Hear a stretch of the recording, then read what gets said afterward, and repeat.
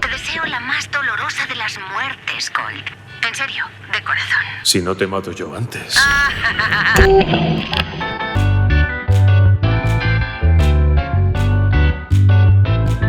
¡Joder!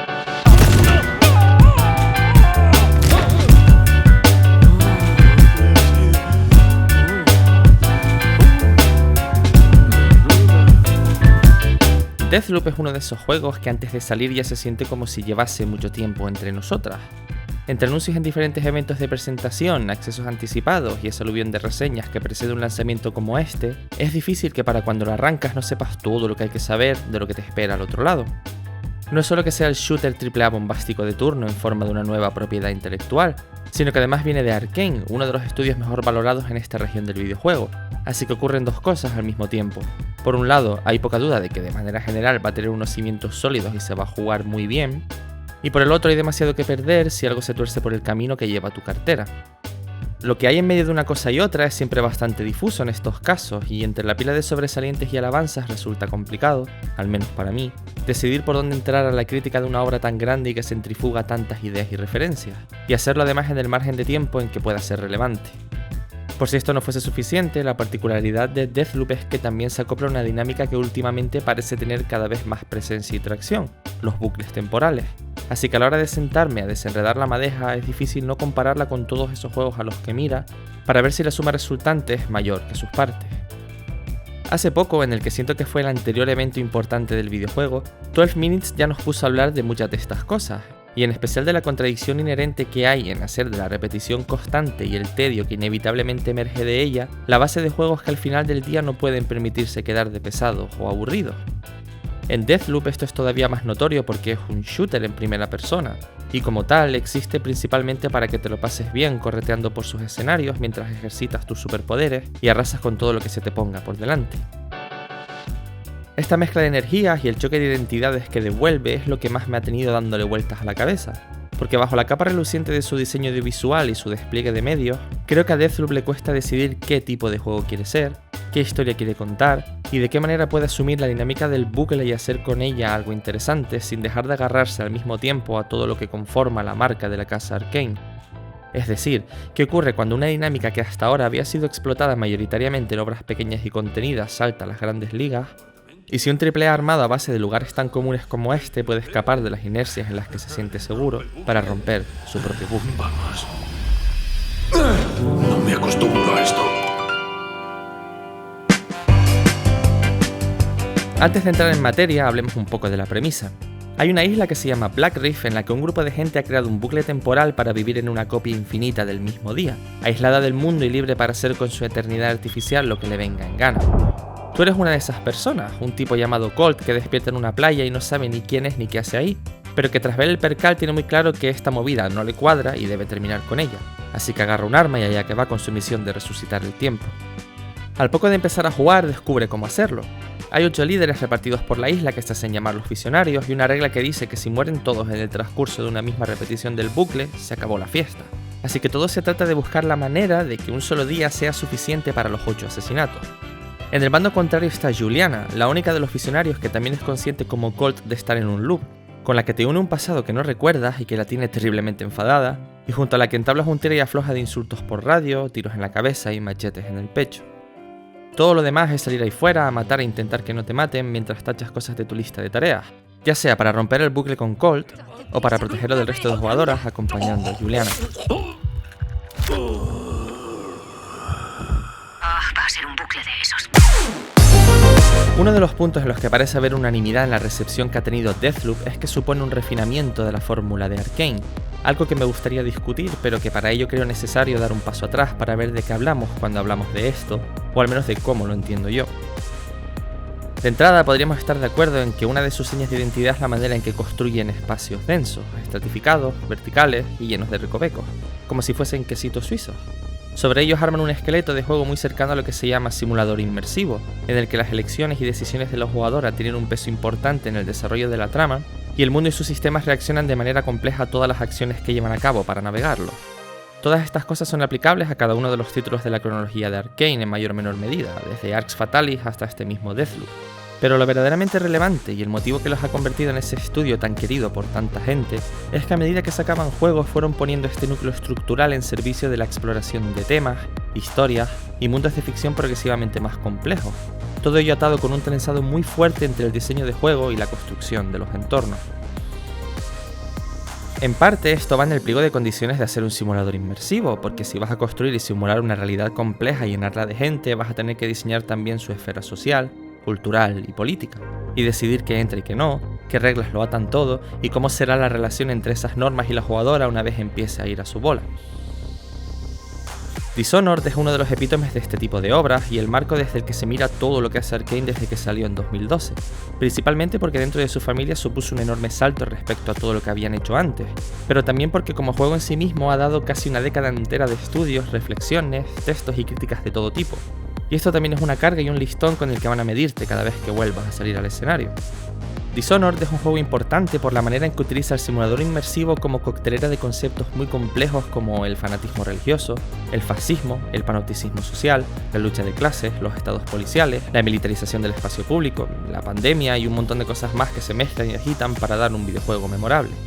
De esto hablé en profundidad en el vídeo dedicado a Pathologic 2, específicamente de cómo las dos ciudades de Dishonored, sitiadas por una tiranía en la que la perpetua vigilancia mantiene bajo control absoluto a todos sus habitantes, y enfrentadas a una plaga vírica, política y social, se convierten en el marco perfecto para las mecánicas de sigilo, porque lo que no se puede ver no puede controlarse, y desde las sombras puede luchar.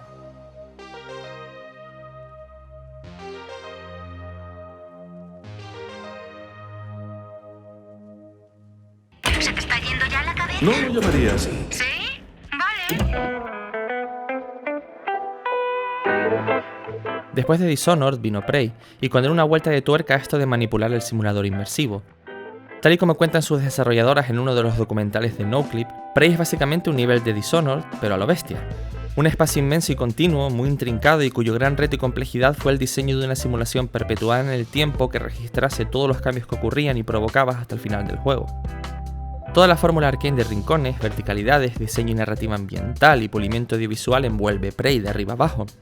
Pero la clave de su experiencia de juego y lo que le da un giro a la materia prima es la navegación de esa simulación perpetua y cómo sirve a lo que la obra quiere ser y contar. No pasa mucho tiempo hasta que te encuentras los mímicos, unos alienígenas que pueden copiar cualquier objeto del escenario y los antagonistas principales de Prey, que no son ni más ni menos que esa simulación volviéndose extraña y enemiga que te atrapa en una paranoia constante respecto al más mínimo detalle del entorno. Y con ese miedo, Arkane arma un juego de ciencia ficción sobre estar sola y atrapada en una estación espacial en la que sientes que hasta una taza de té puede matarte. La fórmula del estudio se amasa para dar un juego más calmado que Dishonored, más atmosférico y exploratorio, en el que tu relación con la arquitectura tipo de este estudio se vuelve más íntima y lenta para que su terror cueza a fuego lento. Es una iteración de las bases que no es para nada perfecta en el conjunto global de la obra, pero en la que se puede sentir una evolución, un paso adelante hacia el desarrollo de una ecología de motivos, relaciones e interdependencias bien medidas y manejadas para articular la enorme masa de elementos en un AAA como este. Pero también es una obra quizás demasiado densa y atrapada en esa simulación total que la sostiene.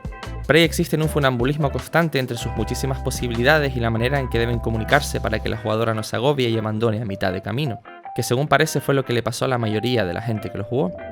Porque no se trata solo de construir un enorme espacio de posibilidad y recursos, sino de cómo se lo transmites a la jugadora para que se encaje, lo navegue y exista como una parte más de esa ecología de medios.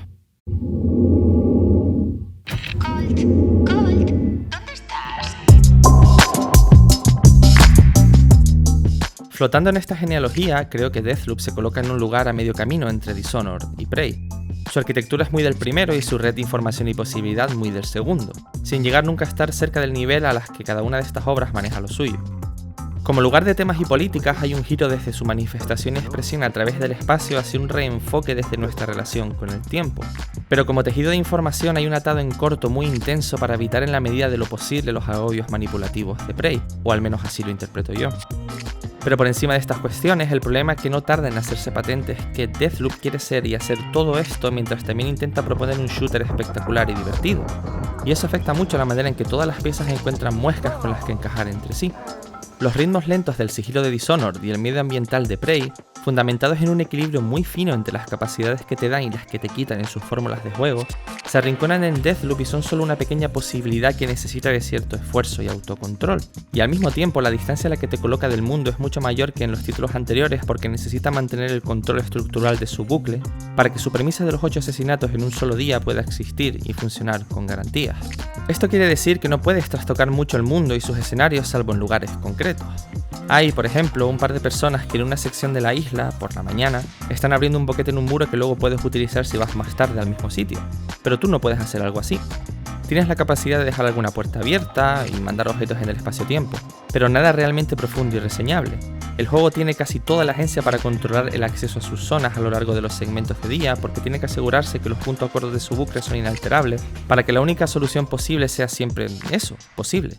Para que el bucle nunca se rompa hasta que sea el guión el que diga que ha llegado el momento de romperse.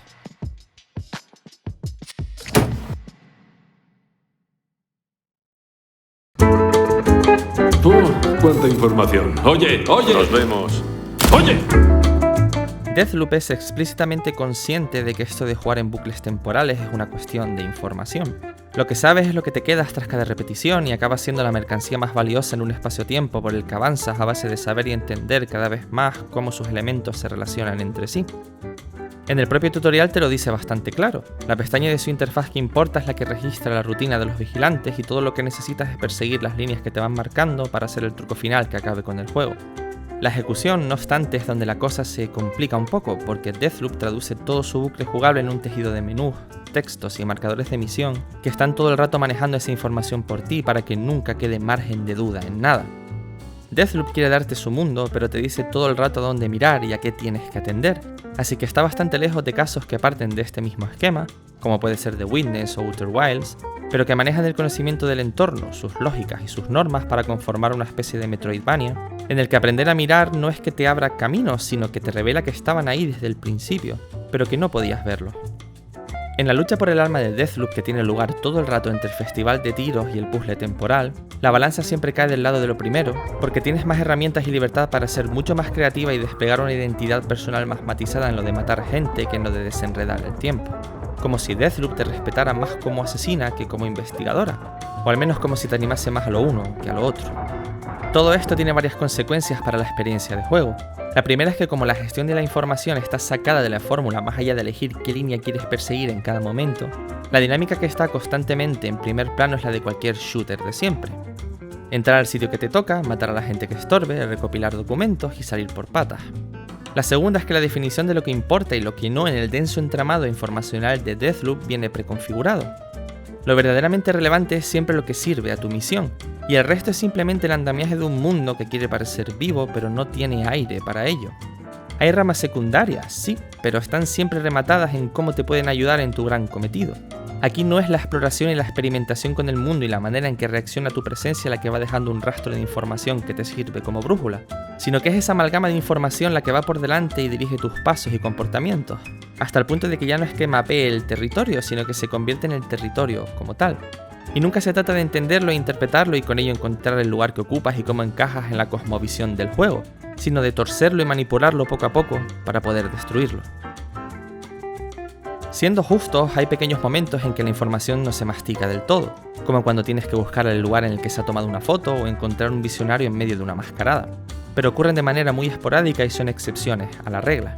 Porque en casos como el de la mascarada puedes hilar fino y aprovecharte del entorno para matar a tus objetivos, pero también puedes sacar una superametralladora y picar carne hasta que no quede nadie, porque en total no cuesta nada, es más directo y es igual de divertido. Contra esto podría argumentarse que en Hitman, otra referencia obvia para Deathloop, puedes hacer exactamente lo mismo y nadie se queja, pero es que allí funciona fatal, es un engorro del copón y encima luego te valoran como una inútil. Encarnando a la Agente 47 no se siente bien, no expresa habilidad o éxito, pero en Deathloop esto sí que ocurre porque al fin y al cabo para algo tienes unos fenomenales poderes cósmicos y armas de colores en cantidades industriales, digo yo. Y Hitman también es un ejemplo de cómo, a pesar de tener a veces demasiada dirección impuesta, como esas líneas de historia que puedes seguir para explorar su espectro de posibilidad a cambio de rigidizar la experiencia, algo de lo que acusa mucho su última tercera parte, la manera en que sus micromundos están poblados de gente, dinámicas y vidas independientes a ti y tus objetivos hacen que lo de volverte loca y arrasar con todo se convierta en la forma menos interesante de jugarlo. A ti te dan un motivo para existir de otra manera, para ser un tipo de asesino diferente, y a su mundo la capacidad de resistirse un poco a que hagas con él lo que te dé la real gana. Puede que Deathloop sea en realidad mucho más maleable de lo que yo pienso y mi experiencia personal esté pesando demasiado. Pero si es así, no veo que esté bien armado del todo para que esa sensación emerja con claridad y contundencia, en un juego que, por lo demás, está muy empeñado en que aterricen muchas cosas de manera rotunda y sin que haya atisbo de confusión alguna, entre tanto menú, tanta nota y tanto icono de objetivo. Y como resultado, entre la ciudad enferma y tirana de Dishonored y la estación espacial solitaria y paranoica de Prey, Deathloop acaba sintiéndose más como un campo de tiro con forma de parque de atracciones del juego según Arkane que cualquier otra cosa. Una obra hecha de humo y espejos en la que el bucle temporal solo se utiliza para crear las 16 fases que surgen de combinar los 4 sectores de la isla con los 4 momentos en los que se divide el día, y en la que es difícil encontrar un verdadero significado a nada de lo que haces y lo que eres, porque el juego, como su ficción, está demasiado atrapado en sí mismo, pero tiene que ignorarlo para poder seguir existiendo y que su premisa no se lo coma desde dentro. Todo este sitio es un subidón, Colt. Para eso existe. ¿Y por qué tenía tantas ganas de huir? Ni idea. No tuvimos tiempo de charlar con tantos tiros. Inmerso en este encierro que no deja de ser la tónica general de esto de los AAA, a través de todos esos papeles, ordenadores y grafitis desperdigados a lo largo y ancho de Black Reef, Deathloop arma una narración en torno a la razón de ser de esta isla y los motivos por los que sus nuevos habitantes han venido aquí a recluirse en una repetición infinita. Hay rastros de nihilismo, hedonismo, soberbia, ambición, un cóctel de un montón de malos motivos que pueden llevar a una decisión tan tremenda como esta. Hay quien simplemente quiere estar aislado del mundo, quien quiere vivir una fiesta eterna dedicada a su cara bonita y quien ha encontrado en este lugar el emplazamiento perfecto para sus retorcidos experimentos científicos. Esa es la piedra angular de la historia de Deathloop y su construcción. Es un refugio de la entropía, de la vida y sus múltiples orígenes y manifestaciones, si bien uno bastante retorcido y que invita a la clásica reflexión sobre la relación entre fines y medios. Una de las grandes cuestiones que sobrevuela Deathloop es si este páramo espaciotemporal puede interpretarse como una utopía o una distopía, y qué margen para hacerlo tenemos una vez metidas y zarandeadas por sus inercias de juego. Tanto Dishonored como Prey tienen, el primero en mayor intensidad que el segundo, un eje distópico bastante evidente, pero Deathloop es algo más gris. Para los visionarios es evidente que viven en una pura utopía porque están cumpliendo sus sueños y ambiciones, pero los eternalistas, que es como se llama su ejército de secuaces, están sentenciados a ser la carnaza y la mano de obra que mantiene en marcha el bucle de estos pocos elegidos para gobernar la eternidad. Pero luego está esa frase que te suelta Julian a mitad de juego, eso de que al menos esta gente horrible está aquí metida y no hay fuera donde podrían hacer mucho más daño, y ahí es donde diría que está el germen temático de Deathloop y las dudas que plantea. ¿Está la gente de esta isla realmente atrapada si viven como quieren y andan cumpliendo sus fantasías? ¿Es la ausencia de consecuencias y ajuste de cuentas algo que podamos aceptar desde un mundo exterior que funciona justo al contrario? Y es menos grave lo que ocurre en Black Reef simplemente porque se queda en Black Reef. Creo que Deathloop nunca llega a comentar nada de esto de manera muy profunda. En parte está demasiado centrado en su puzzle y ese secreto que dice tener al fondo del bucle, pero también encuentra un límite en la propia premisa de la falta de consecuencias cuando ésta se pone al servicio de un juego de disparos y empoderamiento absoluto. Porque la violencia descontrolada está mal, claro, pero si es precisamente esto lo que te sostiene como juego, la única opción de que lo que propones tenga un verdadero significado es yendo de frente contra ti mismo y autodestruirte en el proceso. Y sin poder entrar en detalles, porque necesito que este vídeo no tenga spoilers para que pueda verlo cuanta más gente mejor, hasta cierto punto la historia de Deathloop va precisamente de esto. Pero todo lo demás solo me lleva a cuestionarme inevitablemente si mientras mato a decenas y decenas de personas sin que pase nada, porque por definición no puede pasar nada hasta el día en que pase todo al mismo tiempo, esto es algo que me libera, o que solo puede enterrarme en la decida de que nada de lo que haga mientras juegue va a importar un carajo. La libertad de consecuencias desde lo temático me da un contexto, y desde lo jugable me quita de encima el peso de mi condición de super asesino. Incluso me hace hueco para que, como Colt expresa en algún momento, disfrute de serlo. Pero el pozo que queda tras cada partida es que esta violencia constante y reproducida hasta la saciedad es la expresión que más ancho de banda ocupa en el diálogo con el juego. Que Deathloop está más cerca del denostado Bioshock Infinite que del celebrado Dishonored. Porque una vez el bucle se vuelve rutina, ¿No nos convierte este shooter celebratorio y explosivo que se repite una y otra vez en aquello mismo que al inicio habíamos jurado destruir? ¿Romper el bucle? No me lo puedo creer. Vale, bien. Estás como una regadera, ¿sabes? Pero también me caes bien por eso. Besitos. ¿Qué mierda de mundo es este? Una de las cosas que se dice mucho de nuestra época es que vivimos en un presente perpetuo, caracterizado por una desconexión con los dolores del pasado y una ausencia de horizontes hacia la que reenfocarnos para encontrar nuevas direcciones y caminos. Aquello de que el mundo de nuestros días corre mucho y muy fuerte porque huye y persigue a la vez su propio colapso. Desde este punto de vista, Deathloop es un juego conceptualmente muy contemporáneo, porque lo que lo atraviesa es ese mismo presente pero convertido en elección. Ese refugio que nuestros antagonistas han elegido para poder hacer lo que les dé la gana, amparados por la muerte de la moral y la ética que otorga, para bien y para mal, no tener que preguntarse qué tipo de personas van a ser cuando se despierten al día siguiente. Por el contrario, en la manera en que Deathloop pone todo esto en servicio del juego de disparos, da tantos pasos atrás que termina siendo demasiado conservador. Tanto que ni siquiera esa fórmula de Arkane que he intentado exponer a lo largo del vídeo encuentra espacio para meter todos sus ingredientes. Especialmente uno de los más importantes y definitorios de los juegos anteriores y que es casi una manera de mantenerse a raya a sí mismo. Ese factor de caos que en Dishonored tenía forma de plagas y sistema de karmas que le permitía reaccionar a tu presencia y reconocer las diferentes expresiones posibles de tu violencia, poniéndote todo el rato ante el reflejo de lo que te ibas convirtiendo a medida que caías más y más en las profundidades del juego. O ese carácter terroríficamente impredecible de los mímicos de Prey que convierten su espacio inmenso y su simulación monumental en una bomba de relojería.